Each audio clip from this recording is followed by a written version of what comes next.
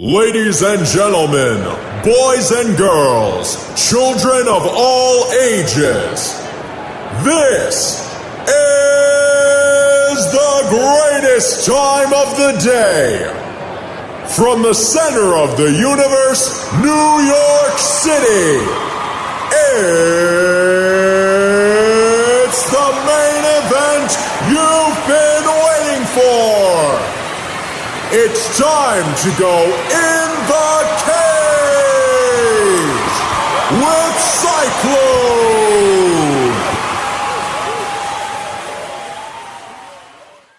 Hey, so we are back to In the Cage with Cyclone, and guess what? I am not alone in the cage this time. I am now joined by, without a doubt, one of the iconic legends in all of combat sports, Mr. Jacob Stitch Duran. Stitch, thanks for stopping by. Hey, man, it's my pleasure, man. You know, we spoke outside of the hotel when Bellator did their show at the Garden, and I was waiting for your phone call, man, so looking forward to it. So, right off the bat, I would be amiss if I didn't bring this up right off the top, so what did you think about Conor's performance? Well, you know, I guess there's different phases. You know, number one, you know, he did a tremendous job in selling this event, and I don't think anybody else, you know, would have been able to do that with Floyd Mayweather or anybody else. So on that, I give him an A+. You know, he did a tremendous job, and, you know, just kind of getting everybody involved. And I guess the numbers for pay-per-view and attendance were astronomical, so he did a tremendous job. But, you know, come fight time, as I'm looking at it, you know, I got to give him credit for even stepping into the ring in a sport that is, you know, totally different than his.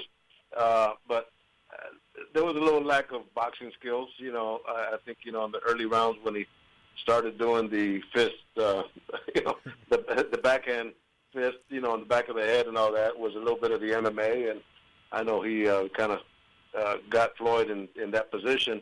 You know, but as you break it down, it was he didn't have a plan B, you know, and Floyd had a plan A, B, and C, and he executed it, and I think that was the difference in the fight.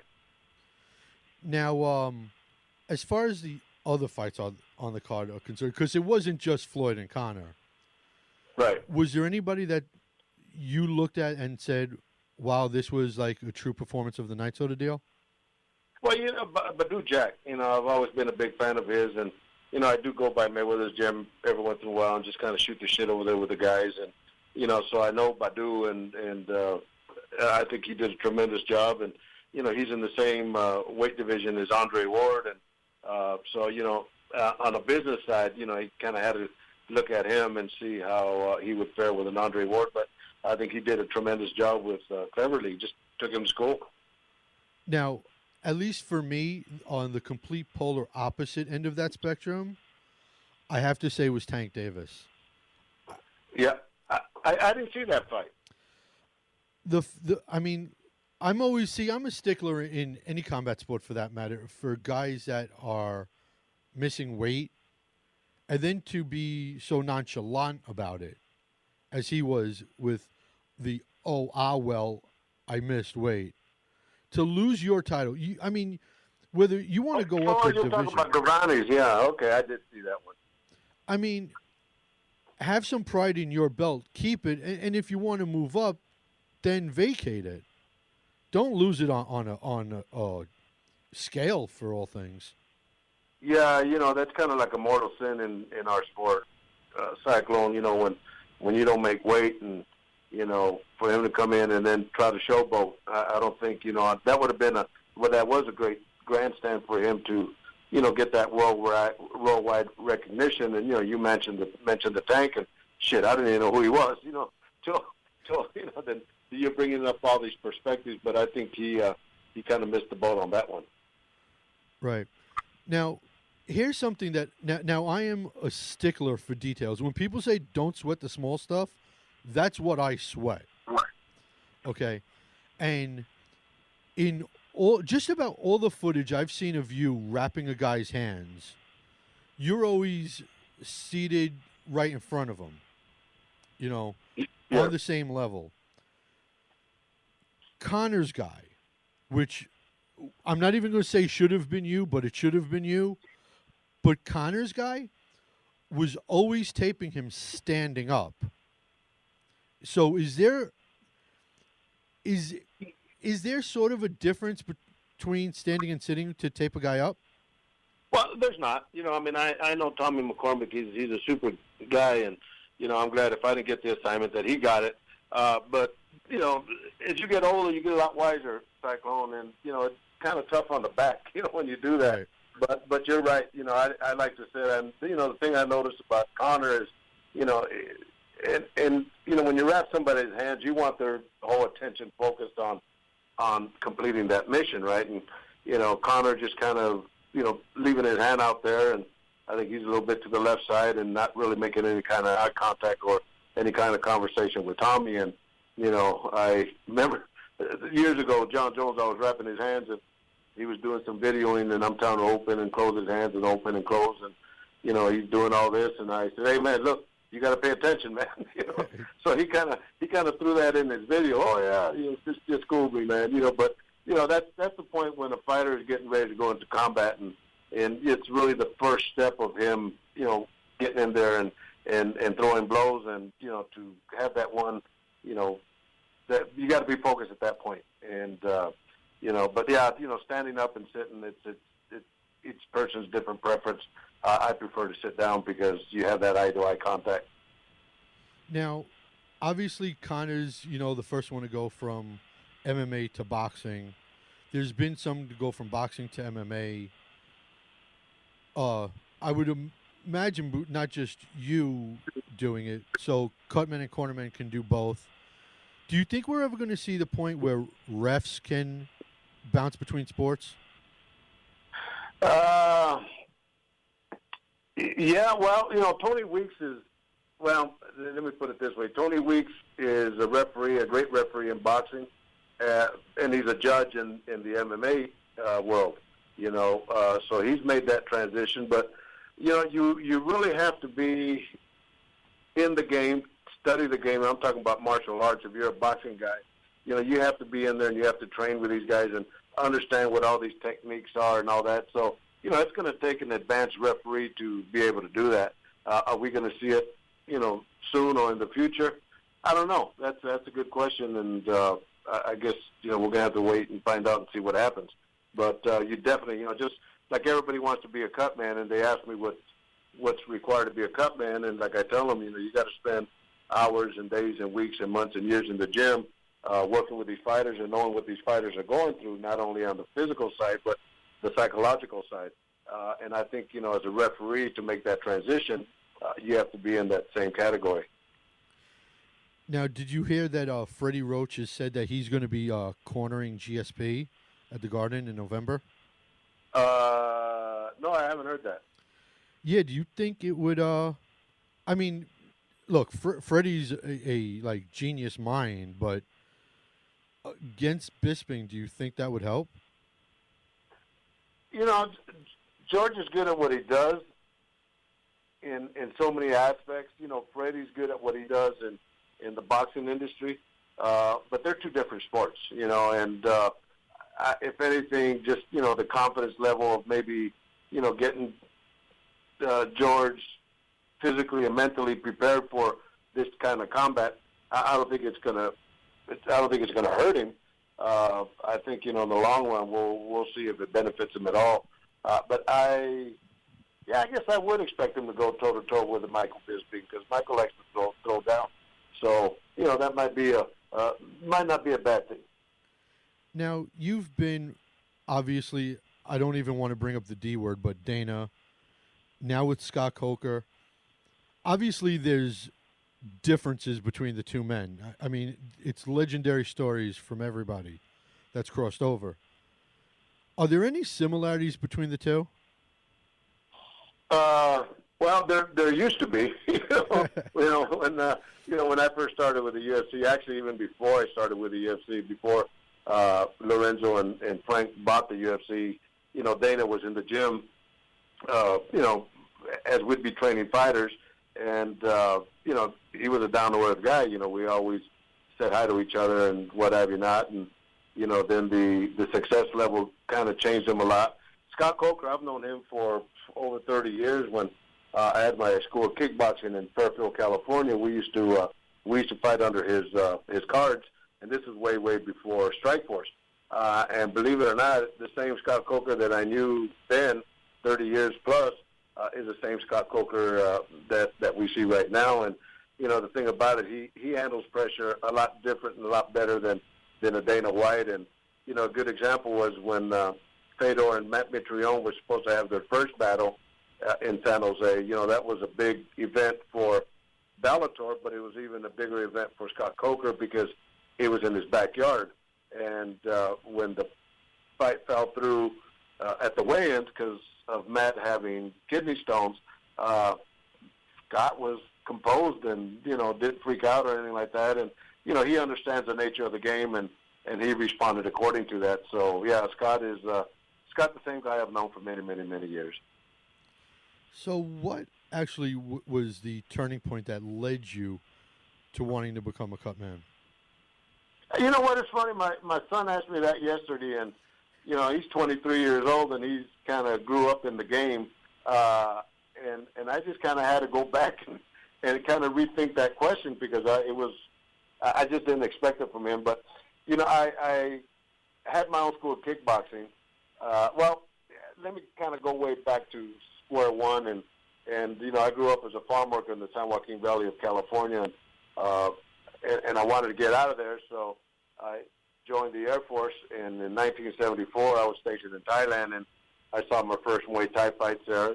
And so I started training. They had Taekwondo for the GIs there, and then the Thais left, or the Koreans left, and the Thais took over, so they kind of transitioned us to a lot of the Muay Thai system and all that. But that was my first step, and when I got out of the military, I was living in Oakland, California, and I got into boxing to improve my hands and, know more about the art. And then I started training fighters.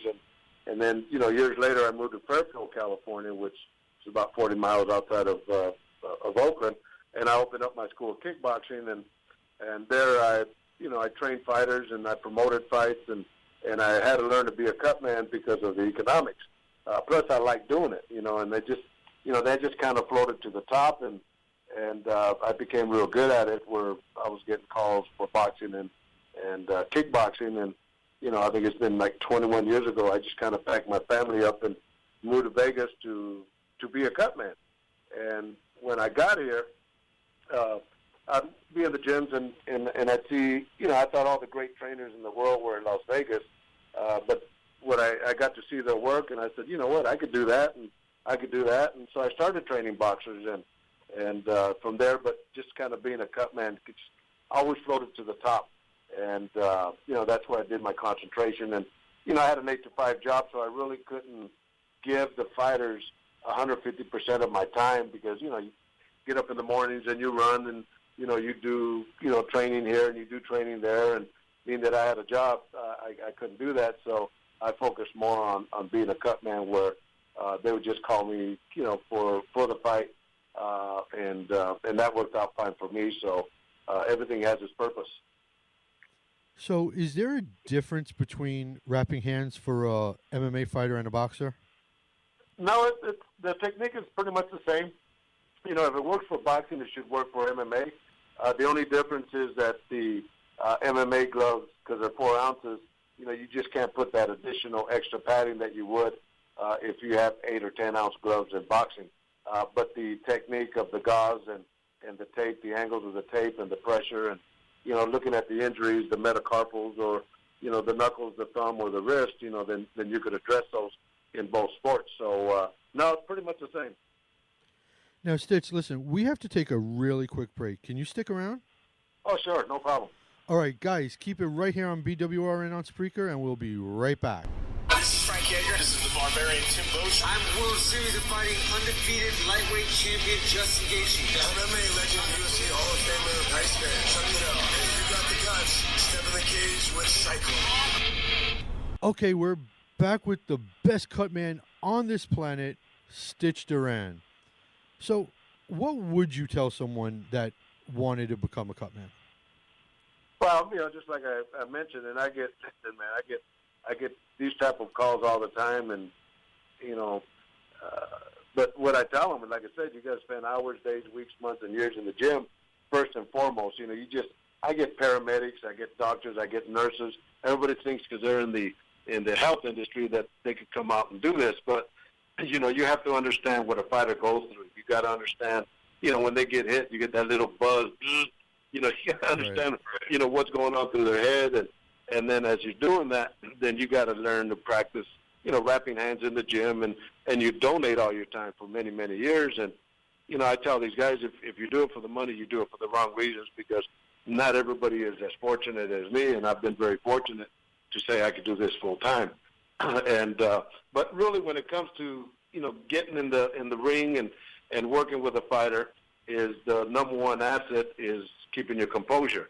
But then you also have to have the proper tools. The N-Swell, the ice pack, the Vaseline, the adrenaline, the medications you can use for cuts, and know when and how to use them for each specific cut. And unfortunately, there's no school that would teach us how to do that. So a lot of the times, you just gotta you gotta be on the job training and and do it as you go. Now, why is that? Well, this and it's funny you say that or you ask that, because I've always said that the combat sports, which are mixed martial arts and boxing, are the only major sports where you don't have to be certified to do what we do. All you need, if you go, let's say we go fight in New York as a cutman or as a trainer, all you got to do is fill out an application, pay them, the amount of money that they require for that year to be a member, and you're a professional cutman or a professional trainer. I have done some seminars, and I have put some videos out on wrapping hands and trying to educate the people as we go. But yeah, it just there's not that many of us, or there weren't that many of us when I first started.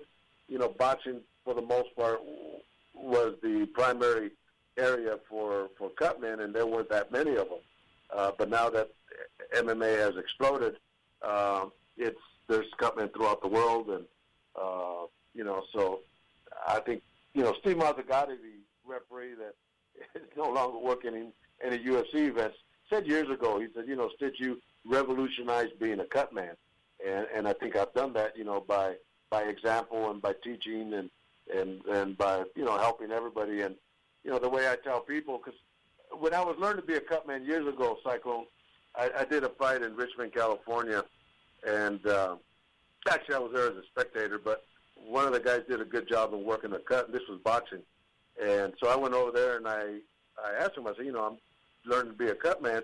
Can you tell me what you did? And he says, fuck you, because I'm taking this to my grave, and you got to learn just like me. And he just kind of walked away, and that kind of set the pattern for me that I don't want to be like this guy. And Holy and smokes! like I tell people is, coaches show fighters how to fight, but nobody shows a coach how to take care of the fighter. That's Right. my commitment, and if I leave a legacy, that would be the legacy that I want to leave. Now, to your knowledge, or especially if anybody you've ever worked with, has any fighter ever been allergic to the petroleum or the Vaseline? No, that's a good question, and no, but the answer is no. But working with Vladimir Klitschko for many, many years, he always wanted coconut butter instead of Vaseline, and the reason why, because he said he would break out in pimples and what have you not. But in this last fight with Anthony Joshua, and I wasn't gonna question him. He's Vladimir Klitschko. But in this last fight with Anthony Joshua, he says, you know what, I want to use Vaseline. And I kind of looked at him and laughed, and he kind of looked at me and laughed also, because, I'm not one to, I'm there to help the fighters and make them feel comfortable. And if you felt comfortable with cocoa butter, then so be it. But in the long run, then I knew that Vaseline would be a better base to put on them than cocoa butter. So there isn't like the Nevada State Athletic Commission or the California one. So there isn't like a mandate you must use A, B, or C. There is, there is, but when sometimes when you're the heavyweight champ of the world you fight in Germany and all that, you do have some benefits. And as a matter of fact, I mean, cocoa butter is not going to give him any advantage. It's more of a cosmetic type of thing. So that never became a problem. But yeah, usually they mention that the only thing authorized is Vaseline or petroleum jelly. Right. Have you ever timed yourself wrapping somebody? It's about 7 minutes from start to finish per hand. That's not bad. I just wrapped up. I did, because I've been doing a ton of interviews, leading up to the McGregor-Mayweather fight, and I did a podcast from these guys in New York, actually. And Dr. J, Julius Urban, did the show after me, and I had the opportunity of wrapping his hands, and, that was a question that they asked me, do you have a, how long does it take? And that's 7 minutes. So I wrapped his hands, and I tell you what, man, he was, Dr. J is Dr. J. I mean, he's the goat of all goats, right? And for him to see the smile on his face, to me was priceless. And he puts his hand up in fist, like, for the people, So that was kind of a nice little experience for me. Is there any tricks to the trade that you could give a fighter an advantage? Well, there's no tricks, and that was the thing about it is when I was learning, to be a cutman, everybody said, oh, it's a secret here and it's a secret there. But once you understand the game itself, there's really no tricks, It's all in application and knowing when and how to do it. But I think, one of the things that is important that a lot of cutmen have to learn or are learning are the psychological aspects of what you bring to the table for the fighter from, the time that he walks into the dressing room to the time that he comes off and you cut the wraps off after the fight, and during the fight. So psychologically, I'm pretty good at giving these guys that little bit of confidence, kind of like the Dr. J type of thing. When I wrapped his hands, he says, man, I feel like a fighter, and that's the kind of thing that you want to give that lasting impression to a fighter before he goes out to the octagon or into the ring and starts throwing blows. Are there any rivalries between you guys, or is it, hey, I'm doing this fight, I'm doing this guy, we're all cool, or is there dirty eyes across the room between you guys? No, not really. That's the thing about the Cutman, and I'm the honorary president of the International Cutman Association. They had their first hand wrapping championships in Cologne, Germany, 3 years ago. So they invited me as a special guest, and Federico Catizoni is the president. He's from Italy, Rome, and Michael Schmitz, the vice president from Germany. So they kind of honored me as being the honorary president. But that's the thing. We all work together. The bottom line, and that's the new generation. All right, the old generation, Cyclone in boxing. Oh yeah, man, these guys. And they still do that. You go into the boxing ring or into the dressing rooms, and all these other cutmen are kind of looking at you. And as a matter of fact, I was at the Garden one time when Vladimir Klitschko fought. And I can't remember who he fought, but down on my knees, opening up my big bag and getting all my equipment out and all that. And this old man is behind me, and he says, "L.A. is your town. New York is my town." I kind of turned around and looked at him. I said, "Well, I'm from Las Vegas, But for him to have come and say, like, I was pissing on his territory, right? And I kind of looked at him and I said, "Yeah, I'm from Las Vegas, number one. I'm not from Los Angeles." But there is that kind of competitiveness in boxing, not so much in the mixed martial arts. So if you're not doing an event, incredibly, Saturday night, for example, can you sit there and watch and say, okay, this guy wrapped this guy's hands right, this guy looks something is off for some reason? Oh yeah, absolutely. I always study and examine other cutmen, other corners, and I look for little kinks in the armor, and that's one of the benefits of having experience. And when I had met, in fact, at the Bellator show at the Garden, I spoke to John Kavanaugh, and I said, one of the things that I do bring is experience. And I explained to him when Andre Ward fought Sergey Kovalev, usually when you have a championship fight like that in boxing, they'll always send a representative from each team to the other corner or the other dressing room to watch them wrap hands. And so Andre sent me over there, and as I'm watching them wrap hands, he's having problems with his wraps with John David Jackson to the point where he's taking the gauze off and kind of restarting it. So, that became a little bit of an issue because it killed time. And then the confidence level, like I was mentioning. And then during that time, Tony Weeks, the referee, comes in and he gives the instructions. And then he asks, do you have any questions? Well, Kovalov brought up the point that Andre would use his shoulder and that, he used it on his stomach and that it hurt. And so I said, all right, I put that in my memory bank. And then, they start putting the gloves on, and lo and behold, there's too much padding on the knuckles to where Kovalov is trying to adjust it. And then they put the left glove on, and it fits. And then the right glove, it's too tight. So then they ask, in boxing, they always have the first pair and second pair of gloves. So he asked for the second pair of gloves, and unfortunately for him, they were at ringside. So they had to go get him at ringside, which took some time. And the bottom line is when he put his gloves on and had them taped up, the lady, Tammy from HBO, came in the dressing room and says, you're walking in 5 minutes. All right, so those are little kinks that I saw. So I go in our dressing room, and I tell Andre and Virgil Hunter, the coach, I said, look, he was having problems wrapping his hands. That took some time, but more importantly is he had problems putting the gloves on. And Tammy from HBO says, you're walking in 5 minutes, which leads me to believe that he didn't have time to warm up. So, that gave Andre some kind of ammunition to go out there and do what he does. But, those are little kinks in the armor that I look at when I watch fights on TV or when I'm watching them in person. And that's, what the experience brings to the table. That brings up a point. Has any fighter ever said, hey, I want my hands tied a little bit tight, I want them tied a little bit loose? Oh, yeah. Everybody has their specific style and what they do. And, Andre Ward, I've wrapped his hands, for many, many years and many of the fighters. But if I'm working with a new fighter, then what I'll do is I'll wrap his hands. We'll do a dress rehearsal, the day before the fight. And, I'll do it 2 or 3 times to get the tension and the technique and the amount of padding, because every fighter is different. And so I'll do that. So come fight time, there's no question.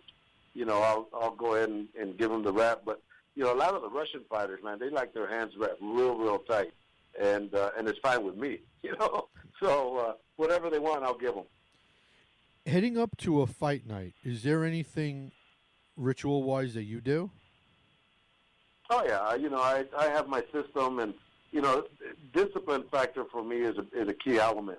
And I start off, number one, I'll pull everything out of my bag, the gauze, the tape, everything, and I make sure I check and double check. But I always have enough. Let's say I'm working with one fighter, but I always have enough gauze and tape for 5 fighters in the event that I have to wrap his hands and something goes wrong and you got to cut it off and do it again. So, I prepare enough for 5 fighters, and I always iron my clothes. I'm very if any pet peeves that I have is guys that have wrinkle outfits.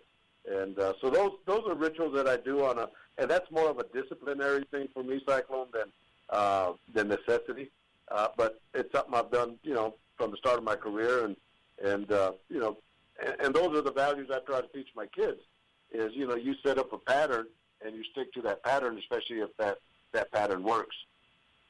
Now, do you think there's going to eventually be more cases of CTE in combat sports? No, of course. And that's number one. You ask some pretty damn good questions, man. And thank you. It's great to answer them this way, but I've noticed it in boxing. The years that I spent in boxing, but now I'm starting to notice it in some of the fighters in the mixed martial arts. You don't see guys for a while, and you see that their speech pattern has diminished, or it's slurred, or there's some kind of problem that relates to dementia pugilistica, which is the punch-stroke syndrome. So I think you will see that. And, mixed martial arts being such a new sport, there hasn't been that much of a proof source, but I think you're starting to see that. Okay, so we have to take just one more quick break. You could stay a little bit longer? Oh, man, I can do this shit all day, brother. Cool. Guys, we'll be right back in 2 and 2. Hi, I'm Jim Miller. This is Dan Merigliotta. I'm Derek Brunson. I'm Nick the Carney Lentz, and you're locked into the cage with Cyclone. All right, once again, you are in the cage with Cyclone and Stitch Duran right here on BWRN on Spreaker. So, Stitch, tell me a little bit about the MMA Collective. Well, the MMA Collective was Popeye Vasquez. He's one of the guys that worked for Dave and Buster's. But what they want to do, and which I think it's an admirable thing for them to do, is they want to get fighters and put them on the right track on social media, even apparel, that type of thing, and have them create some kind of income outside of just going out there and fighting, and then even the educational part of how to finance your monies and what have you not. So it's a real good organization. Yeah, I'm glad you brought that up. Not too many people bring that up. Hey, I do my homework. I can see. So, okay, not only cutman, cornerman, author, and we'll get into that too, doing everything. In the movie Creed, you ever seen where you're tapping Adonis Creed's neck? Yeah. Does that ever actually happen? It's funny. One of the interviews I did last week, the guy brought that up, and he asked the same question. And in reality, well, let me start off from square one on this.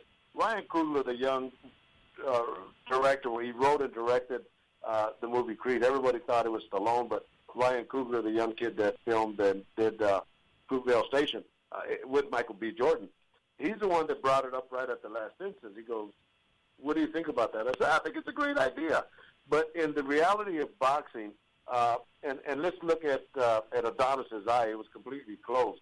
The chances of him going on there in a real fight probably would have been stopped by any doctor, because whenever a fighter is at a disadvantage, and having your eye completely closed makes him a disadvantage. And it's funny because, and even in the original Rocky movie, when he says, Rocky says, "Cut me, Mick," that people ask me that question, and the answer is no, that doesn't happen because, number one, you're not a doctor, so you can't be performing any kind of surgery.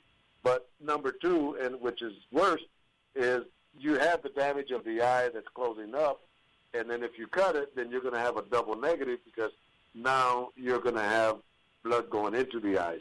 So that's made totally for Hollywood. But it was a great scene because when I went to the premiere in Los Angeles for the movie, when I did that, all the people in the audience started clapping.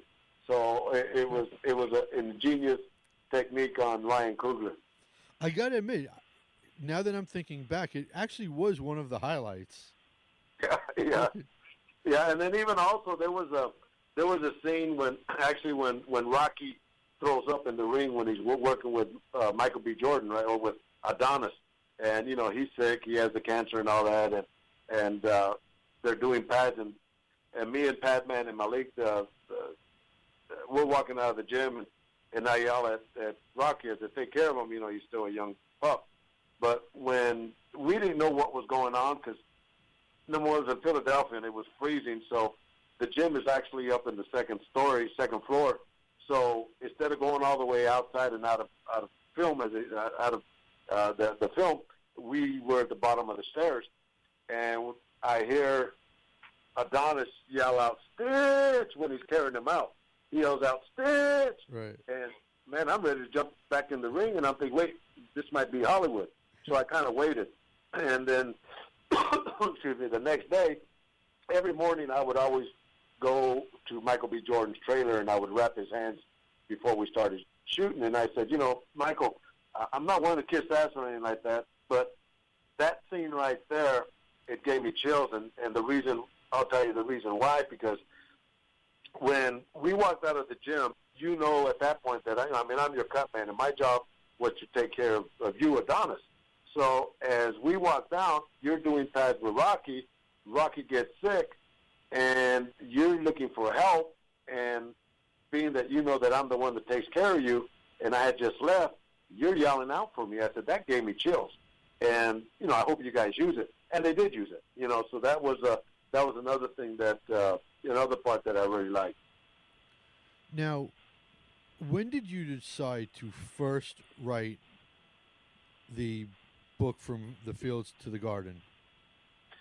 That came during the era when the Matt Hughes and the Forrest Griffith and the Chuck Liddells were writing books. And that was, a big thing at that moment. Well, one of the authors, I think it's from Matt Hughes, took my wife and I out to dinner and was talking about, writing a book and all that. And, I'm the kind of guy, you call me for an interview, I'm the kind of guy that say, yeah, let's do it, So I said the same thing, let's do it. Well, he never called back, right? So that's just the nature of the game. Well, I got a call from, or an email from Zach Robinson, which is he's from Oklahoma originally, but he's a school teacher in Germany where he teaches the military kids. And he's written books called Sports by the Numbers, which he does a great job. So he's a good statistician. And I didn't know who he was, but he said he was interested in writing a book. And I said, well, I'm going to be in Germany in 2 weeks anyway. It just happened that way that I'll be working. I think it was Vitaly Klitschko. And so he came down, and we sat down, and we met for 3 days. And, he's a country boy like me. And, I played baseball. He played baseball. And we just really kicked it off, and we shook hands and ended up writing the book. And, he brought a lot of value to the table because he would bring up all these statistics, and he would ask me about them, and then I would kind of go back to the days when that happened. And so, yeah, that's the way it happened, man. And, we didn't sign a contract or an agreement until the book went into publications. It was that kind of thing. Now, how much blood, sweat, and tears is going into the second book? Well, the second book, that came out December, and they're both available on Amazon.com, by the way. But the second one, we waited. The first one was real successful, and people kept asking me, when's the second one coming out? And, the timing just wasn't right. But, a big thing happened to me with the UFC and other things. I had a lot of great stories that I could write, going to Afghanistan with the guys from MMA Junkie Radio and Jake Ellenberger and Amir Sadala. That was a pretty life-changing experience to, go out in the trenches in the war zones with the special forces and commandos and all that. So there was a lot of different fights that I worked that were tremendous. So I figured, well, maybe the timing is now, so we decided to continue and just continue it from, I think I left off at UFC 104. So we continued the second book from that point on up till the present time. And so we decided just to continue to use the same name, From the Fields to the Garden, but we did it just like a Rocky movie, too. So it's From the Fields to the Garden, too. Are we going to trilogy it now? I don't think so. But you never know. Life has been great for me, Cyclone, and, things just happen. And, when I think that, I've kind of plateaued, something else pops up. So, I don't know. Trilogies, number one, I didn't think the second one, when you do movies, the second one's usually not as good as the first. But in this situation, it panned out very well. So, I don't know. You just never know. Just shit happens. Right. So I have a Sophie's choice for you. Of all the fights that you've been part of, which one's the top dog number one? Man, that's asking like which kids do I love the best, right? But there's been so many tremendous ones. As a matter of fact, on Instagram, Don House, one of the cutmen from the UFC, him and I started together on that. He sent me a picture of when I was rapping Forrest Griffith, and my mustache is black and my hair is black, and Forrest looks like a young guy, but that was early on in our career with the UFC. But in the first book, I start off the story of when he fought Shogun, and it was a big fight because it was the first Pride fighter ever fighting a UFC fighter, and during that fight, Forrest ends up with a big old gash between his eyes, and I ended up plugging it up, and so that was a very instrumental fight for me. Even the fight when Forrest fought Stephan Bonner for the Tough Championship, and that was the fight that really kind of put the UFC on the map. But after that fight, it was such a great fight that I'm standing there waiting for the decision with his coaches, and one of his coaches looks at me. He says, "Stitch, I'm not gay, but I got to give you a kiss, man. You did a great job for Forrest." That was it. There's, so many great fights, but I have to say that the last one with Vladimir Klitschko with Anthony Joshua in front of 90,000 Brits at Wembley Stadium was a show like I've never been before. It was tremendous, and Vladimir called me a couple weeks after the fight and asked my opinion about him going forward and what have you not. But I told him that my son had brought up a good point, that I had done the Balboa movie also when Rocky fought his last fight against which Antonio Tarver, but his Mason the Lion Dixon, and I was a cut man for Tarver. But during that movie, he ends up losing. Rocky loses his last fight, but as he's walking out, the audience cheers him on, and he acknowledges that. Well, the same thing happened with Vladimir Klitschko in front of 90,000 people. All these Brits cheered him on, and Vladimir says, he says, "Stitch, of all the respect that I've had throughout my whole career, I've never gotten the respect that I did like I did during that night." And to me, that was a highlight that a great way for us to finish our career with Vladimir Klitschko. Now, one thing I got to say that I liked, and I really respected both brothers, is the promise that they made to their mother that they actually kept, that they would never fight each other. Yeah, that was and I don't blame them. They're both some badass dudes, man. But you know what? They're the nicest guys in the world. And if anybody ever did anything first class and A level, it was the Klitschko brothers. From paying their sparring partners properly, even the opponents when they would come in, they would always pick them up at the airport in Mercedes and take them to nice hotels, and everything that they did, even the show, they were the best of the best. And I don't think anybody will ever be able to duplicate what these guys have done in the personalities of this being themselves. No entourage, or they would always stop and take pictures with people. So they did everything that boxing should be. Now, do you think that Vlad retired right on time, or maybe a little bit too soon? Well, that was that's what I had told Vladimir. I said, look, I'm gonna give you my honest opinion, and he knows that's the only way that I roll is to give you my honest opinion. I said, if you're retired right now, your whole legacy is sealed in concrete. If you go one more time, you have to go in the same frame of mind and condition-wise as you were going into the Anthony Joshua fight. And I don't know if he could duplicate that, because that was a very, very special moment for him. So I think he took that into consideration and realized that, you could beat anything, but you can't beat time.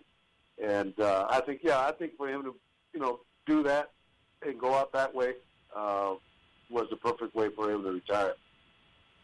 Now, how has the success gone with the Ultimate Cornerman kit? Oh, it's done well. Thank God. Bad Boy has put it together for us, and that was not done to make money. I mean, obviously it's a business, right? But it was done more of, like I said, to give these cutmen as much proper tools and information to take care of the fighters, and that was really my whole thing to doing that and helping these cutmen out. Now, this might be the dumbest question you're ever going to get in your life, but is there actually a reason why you tape away from the thumbs? Yeah, that's not a dumb question at all. Yeah, if you go against the grain. Whenever if you look at plywood, the way plywood is designed, it's designed in so many different angles, and that's what gives it the strength. Well, the same thing in wrapping the hand. If you go away from the thumb, then you're protecting that thumb from being jarred out. And so not a dumb question, pretty sensible question, but that's the reason why. Now, Dana surprisingly worked well with Leonard Ellaby. Okay, somehow, some way, things got done rather quickly, and that's something I think we could all admit. Do you think that it would ever be humanly possible to have a cross promotion between the UFC and Bellator?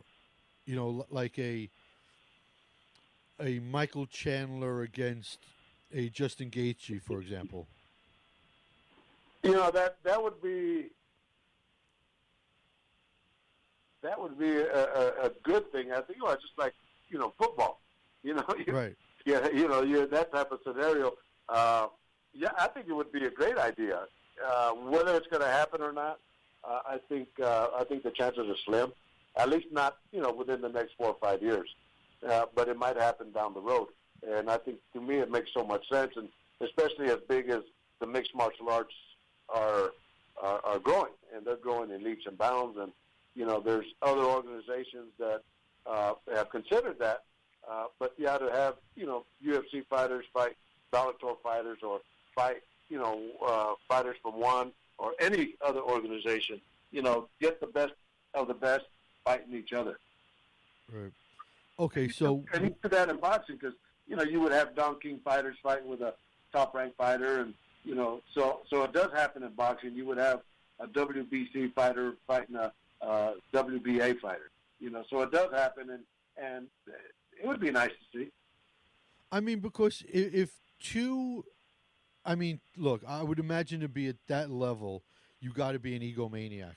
To have like an Ellerby and a Dana come together rather quickly in two different sports, then why not a Coker and a Dana, or like a Cage Warriors against like an LFA, for that matter? Well, keep in mind though, Cyclone, that the Allerbys and the Dana Whites working together was easy to do because of the economics. That's true. The economics were extraordinary, way off the charts. You wouldn't see that with cross-rival promotions in the MMA industry. It'd be more of fan appreciation type of thing. Right. But that deal was done absolutely because there was so much money involved in it. And as I'm looking at, I always look at everything. You even had Reebok that was involved in it. So you even had a UFC commercial on Showtime.